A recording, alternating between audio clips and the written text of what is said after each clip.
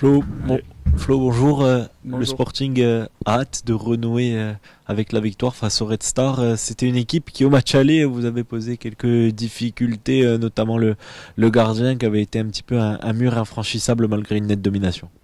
Ouais, le gardien, il a fait vraiment un gros match, mais ouais, ça date pas de si longtemps qu'on a joué le Red Star et je trouve que là-bas on a fait un très bon match. On avait beaucoup d'occasions et on a vraiment pas trouvé à marquer. Et je trouvais quand même que c'était un de nos matchs forts cette saison, même si le match s'est terminé au 0-0. Et bah, là, on les attend avec impatience ici. Quand on regarde le classement, est-ce que vous avez la sensation que c'est un match qui peut mettre définitivement le Sporting à la prise, ce match contre Red Star? Ouais, c'est vrai qu'au classement, on n'arrive pas à se détacher du milieu de tableau. On avait déjà des matchs où on voulait enclencher une série, si je fais référence au dernier match. Et là, ça va être important de continuer de gagner, surtout à domicile. Je pense que voilà, on est quand même invaincu à domicile. Il faut continuer sur ça pour grimper. Il reste 11 matchs, donc 33 points pour aller chercher quelque chose à la fin de saison. Quand on voit la rencontre face à Clermont et puis plus largement le déplacement à Grenoble, Amiens, les deux matchs à domicile, Pau, Metz, c'est des rencontres qui ont été maîtrisées à chaque fois par le Sporting, mais il n'y a pas eu la victoire au bout. Qu'est-ce qui manque véritablement pour franchir ce cap et pouvoir gagner ce genre de match?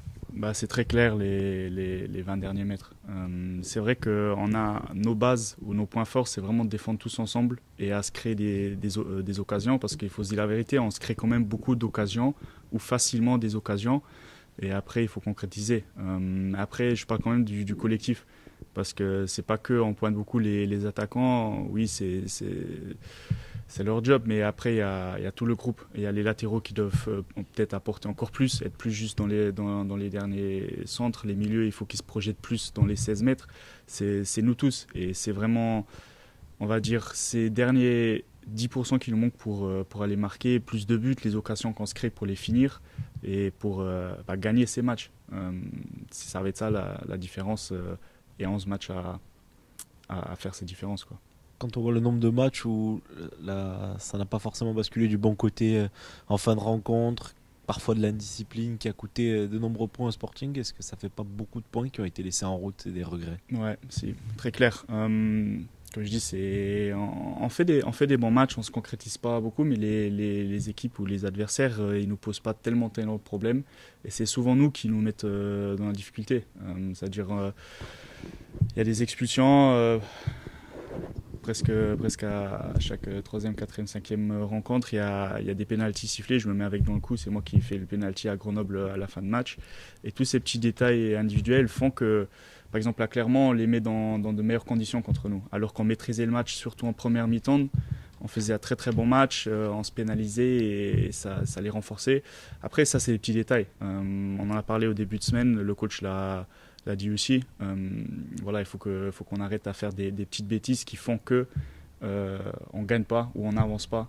Et ça, c'est nous tous, c'est nous individuellement. Comme j'ai dit, je me mets dans le coup à Grenoble, c'est tombé sur moi. Après, la semaine, là, je pointe personne, mais ça tombe peut-être trop souvent. Et pour avancer, il faut qu'on rectifie ça. Vous êtes 9e actuellement. Quelle est l'ambition du vestiaire? Est-ce que vous avez vraiment envie de grimper peut-être à 6e, 5e place? Est-ce que c'est un de vos objectifs? Est-ce que vous êtes fixé un objectif comme ça? Oui, bien sûr. Je sais que on dit toujours, si on veut vraiment arriver, le coach, je peux vous dire, à chaque semaine, il nous remet dans le bain pour qu'on reste, on va dire, ouais, on reste focus sur notre objectif, c'est d'atteindre les 5 premières places, même si c'est dur. Pour nous, c'est dur aussi, parce qu'on veut y aller et on n'arrive pas, on ne gagne pas les matchs, on fait nul à la dernière minute, c'est dur pour nous aussi, mais je peux vous dire que le groupe, quand même, à chaque entraînement ou à chaque match, on voit quand même qu'il y a une envie de faire quelque chose et que voilà, on n'arrive pas à avancer sur quelques petits détails, mais après, il n'y a pas tout qui est négatif. On reste quand même assez focus dans notre travail, ça se remarque quand même collectivement à l'entraînement, ça travaille, ça se donne, ça veut avancer. Et après, c'est dur des fois si vous essayez de mettre et les points ils suivent pas. Mais on sait qu'il nous reste 11 matchs, 33 points. Et que voilà, c'est encore beaucoup de matchs à gagner, à aller chercher des points pour moi, non, l'équipe elle doute pas. C'est pas un doute, c'est juste que On a l'impression de tout mettre ou de tout mettre collectivement, individuellement et de ne pas être payé. Des fois, c'est dur à encaisser. C'est pour les joueurs, pour le staff, pour le coach, pour le club, pour vous aussi. Donc, des fois, c'est dur, mais on avance. On avance et il n'y a personne qui se lâche à l'entraînement. Le groupe, il ne se lâche pas. Il n'y a personne qui est dans cette attitude de dire on va finir milieu de tableau. Pas du tout. Et comme j'ai dit, il y a 11 matchs et ça va être long, il y a beaucoup à aller chercher. Bien évidemment, vous avez le groupe, mais on va d'abord donner les blessés parce qu'on a une dernière nuit un peu agitée. Donc, Félix continue à se soigner. J'ai eu la mauvaise surprise que Christophe Vincent arrive complètement bloqué de la nuque. Et c'est quelque chose qui traîne depuis le début de semaine. On n'a pas réussi à le régler, donc il sera forfait demain. J'ai un petit Momo aussi qui a fait une petite entorse hier, qui sera forfait ce week-end. Et bon, j'ai Mazikou, ça concerne plus sa réserve, mais qui s'est pété hier aussi. Donc je pensais avoir les 3 ce matin d'entraînement, je les avais pas. Et après, on a Janet Menadi de suspendu. Ce qui donne un groupe Placy, Fabry, Harris, Bonnert, Guevara, Guide, Ronca, Aquesson, Etoga, Oulay, Maggiotti, Ducrot, Tramoni, Blé, Sebas, Boutra, Sissé, Aiki. Coach, du coup, il y a les retours aussi, peut-être du fait des absences des uns et des autres, de Julien Maggiotti, aussi de Lisandro Tramoni. Ouais. Qu'est-ce que vous attendez d'eux pour le match de demain? Il y a peut-être vous avez envie un peu de les voir montrer. Vous attendez plus? Alors les deux cas sont différents. Voilà, les deux cas sont différents. Sur Julien, on est parti sur un travail à moyen terme. Et aujourd'hui, ça fait 15 jours, 3 semaines qu'il est dessus. Il se donne, il répond présent. Il est mieux du coup. Donc je le reprends dans le groupe. Maintenant, c'est pas un aboutissement. C'est pas un aboutissement. On continue à travailler. On espère totalement le retrouver d'ici quelques temps. Mais il mérite d'être dans le groupe demain. Sur Lisandro, je l'avais envoyé jouer en réserve la semaine dernière. Mais il s'est fait une entorse veille de match. Je l'ai récupéré que hier avec le groupe. Donc il a fait une demi-semaine. Voilà, il aura sûrement un peu de temps de jeu demain, lui, de montrer ce qu'il sait faire sur le terrain. Et j'attends plus de consistance sur Lisandre, où il le sait. Alors, Benoît Thévenoud, demain contre le Red Star, est-ce que vous avez l'impression que ça peut être le match qui peut vous permettre de vous mettre à l'abri dans ce championnat? Non, il reste 11 matchs. 11 matchs, c'est un tiers du championnat, quasiment. C'est très, très long. C'est un match à gagner. C'est un match où les supporters doivent rentrer contents avec une victoire. Et c'est un match qui doit nous faire avancer. Maintenant, le Red Star, ils ne vont pas venir ici pour nous faire plaisir. Hein. C'est une équipe qui est mieux que celle qu'on a rencontrée il y a 2 mois en décembre. C'est plus consistant ce qu'ils font. Donc à nous de faire le match qu'il faut. Maintenant, je vous dis, 11 matchs, c'est un tiers du championnat. Donc c'est très très long. Maintenant, au plus vite on prendra les victoires, mieux ce sera. On en parlait tout à l'heure avec Flo Bonnert. Il y a eu ce match à Clermont avec ce match nul. Et puis il y a eu ces défaites contre Grenoble, Amiens, les matchs nuls face à Pau, face à Metz. C'est des rencontres qui sont maîtrisées par le Sporting. Mais au final, il n'y a pas la victoire, il n'y a pas le résultat. Qu'est-ce qui manque véritablement aujourd'hui pour franchir définitivement ce cap? Qu'est-ce qui manque? Vous faites référence au match de 2025, mais on peut remonter très loin dans la saison. Hein. Il manque sur la plupart des matchs, il nous manque le fait de valider nos temps forts offensivement, sur beaucoup de matchs. Et sur certains matchs, il nous a manqué cette gestion de fin de match et de ne pas prendre ce but qui fait qu'on fait match nul. Vous prenez le match de Clermont, j'ai fait le retour sur notre première mi-temps, on a 20 situations dans les 20 derniers mètres. C'est énorme, en 45 minutes, c'est énorme. 20 situations. Et sur les 20 situations, on n'a que, au-delà du penalty d'Amine, on n'a que 3-4 vraiment occasions. Après, il y a toujours le centre contré, il y a la frappe contrée, il y a le centre qui n'arrive pas.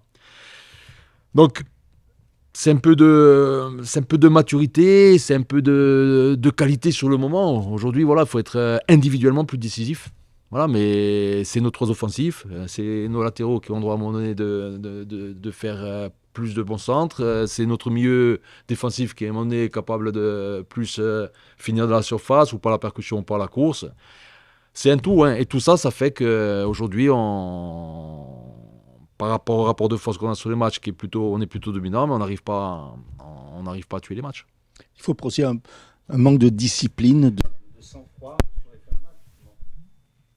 La discipline, on est très discipliné défensivement, mais très très discipliné défensivement. L'organisation défensive, elle est très très bonne. Vous prenez nos expulsions, c'est un manque de maîtrise, donc de discipline, mais ça c'est individuel. Après, est-ce que le manque de maîtrise individuelle et individuelle, on peut le régler collectivement, bien sûr. Et ça, on le règle par de la maturité et on manque de maturité, mais de par aussi notre constitution de l'effectif. Je ne sais pas avec qui j'en parlais cette semaine. Vous prenez Dunkerque qui fait une saison exceptionnelle. Ils ne sont pas du tout sur la même politique sportive que nous. Ils ont des joueurs beaucoup, beaucoup plus aguerris. Les jeunes qu'ils ont, ils sont prêtés par des grands clubs. Donc c'est un choix économique. Nous, on ne peut pas faire celui-là. On doit faire progresser nos jeunes pour avoir de la valeur marchande. Mais après, à nous aussi d'exister sportivement. Et à terme, je pense qu'on existera. Sur le jeu lui-même du Sporting, plutôt un jeu de possession, est-ce qu'avec l'arrivée d'un joueur comme Sébastien ou avec un joueur comme Blé, vous ne pouvez pas vous orienter, ou est-ce que vous y avez pensé, vers un jeu de transition plus rapide, de touche de balle? Il y a deux choses. Quand on se met en attaque placée, on a la possession et on essaie d'être. On a effectivement un jeu de possession, même si on n'est pas City, on n'est pas le Barça, on n'est pas tout ça. Par contre, on essaie de récupérer rapidement le ballon haut. Et quand on récupère le ballon, on est dans cette transition. Sur Sébastien, il est arrivé il y a 3 semaines. Sur son premier match à Rodez, il y a 4-5 ballons qu'on doit lui donner, on ne lui donne pas. Ou il y a 30 mètres, et où il fait les bons appels, et on ne lui donne pas. On l'a moins vu sur le match de Clermont. Mais c'est des joueurs, que ça concerne Sébastien ou Aiki, c'est des joueurs qui ont fait des bouts de match sur 6 mois. Et oui, ils ont fait des bouts de match sur 6 mois. Encore plus Sébastien qu'Aiki, parce qu'Aiki a un peu joué avec la réserve ou les jeunes. Sébastien, il a quasiment peu joué. Donc, même s'il redescend d'un échelon, il est en Ligue 2 ou de la Ligue 1, il manque un peu de rythme. Donc, moi, la problématique, c'est quoi? Il faut que je lui donne à manger pour qu'au plus tôt, il soit performant avec nous. Parce que sinon, il ne fallait pas le faire venir. Mais pour l'instant, il n'est pas non plus totalement prêt. Donc, l'équilibre, il est fragile. Mais voilà, il faut que Jérémy soit prêt dans 2-3 matchs. Après, Max va sûrement jouer à un moment donné aussi. Et après, se tireront la boule. Mais l'option de faire jouer ses bases d'entrée, c'est vraiment pour le mettre le plus rapidement à son meilleur niveau. Ça aurait été mieux qu'il arrive au 1er janvier. Et ça aurait été encore mieux qu'il arrive au 1er juillet. C'est une évidence. Donc, mais les deux joueurs ont très très peu joué sur des matchs d'intensité tels qu'on a, quoi. Face au ça, on match aller, le Sporting avait dominé, vous n'avez pas su battre le Gard. Ouais. Je pense que c'était un match héroïque, Ouais. le premier match. Est-ce que vous avez abordé le match différemment, peut-être offensivement, pour même mettre encore plus à mal? On va prendre le Red Star le match aller, on va prendre Clermont le match aller. Si on doit changer enfin, quand on domine autant le match du Red Star, quand on domine autant la première mi-temps du Clermont, c'est compliqué de tout changer. Parce que c'est de par quand même un peu l'organisation ou notre manière de jouer qui fait qu'on a toutes ces situations, cette maîtrise. Donc voilà, l'équilibre il est compliqué. Et moi, la problématique que j'ai depuis le début de saison quand même avec cette équipe-là, c'est ça. C'est que tu fais nul. C'est ni pas bien, ni bien. C'est médian. Mais après, quand on regarde les contenus, on est plutôt bien. Donc, qu'est-ce qu'il faut faire pour vraiment Eh ben, il faut que les joueurs, à un moment donné, valident. À un moment donné, le staff, quand on arrive dans une situation favorable dans la surface, on n'a pas le joystick pour dire mets la passe là ou non, c'est le joueur qui fait. Donc aujourd'hui c'est ça, mais comme je l'ai dit, je pense quand même que les joueurs ont quand même avancé, y compris Lisandro qui est beaucoup plus consistant dans les efforts, dans ses replacements.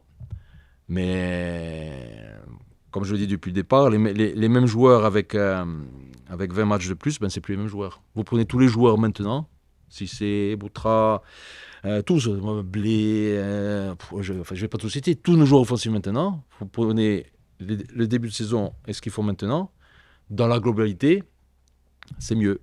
Après, dès le début de saison, il y avait des fulgurances, que ce soit Cissé, que ce soit Boutra, que ce soit Lisandre.